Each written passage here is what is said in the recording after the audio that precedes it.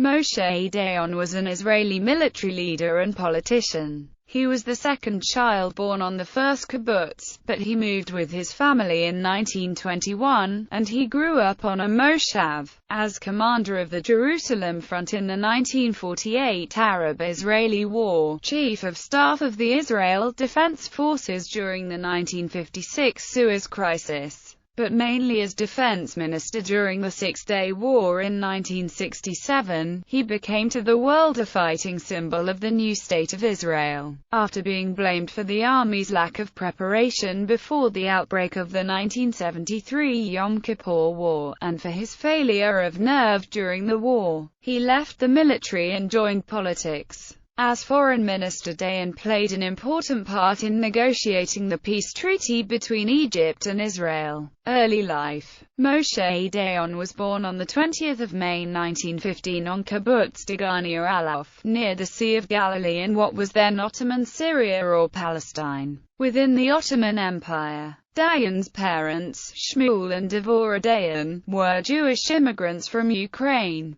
Kibbutz Degania Alof, with 11 members, was the first kibbutz, and would become part of the State of Israel. Dayan was the second child born on Degania, after Gideon Baratz. He was named Moshe after Moshe Barsky, the first member of Degania to be killed in an Arab attack, who died getting medication for his father. Soon afterward, Dayan's parents moved to Nahalal, the first moshav, or farming cooperative, to be established. Dayan attended the agricultural school there. Dayan was a Jewish atheist. Military. At the age of 14, he joined the Jewish Defense Force Haganah. In 1938, he joined the British Organised Irregular Supernumerary Police and led a small motorised patrol. One of his military heroes was the British pro-Zionist intelligence officer Order Wingate, under whom he served in several Special Night Squads operations. On 3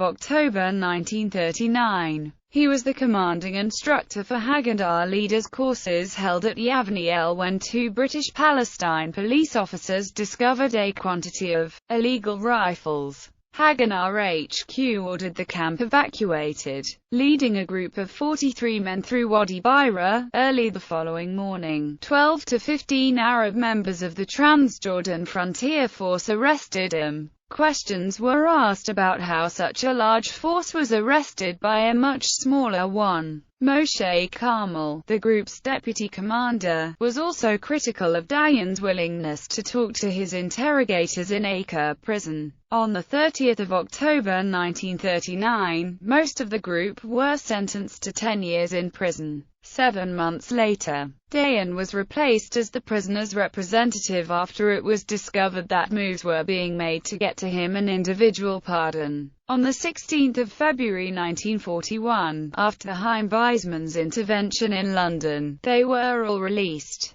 Dayan was assigned to a small Australian Palmach Arab Reconnaissance Task Force, formed in preparation for the Allied invasion of Syria and Lebanon and attached to the Australian 7th Division. Using his home kibbutz of Hanita as a forward base, the unit frequently infiltrated Vichy French Lebanon, wearing traditional Arab dress, on covert surveillance missions.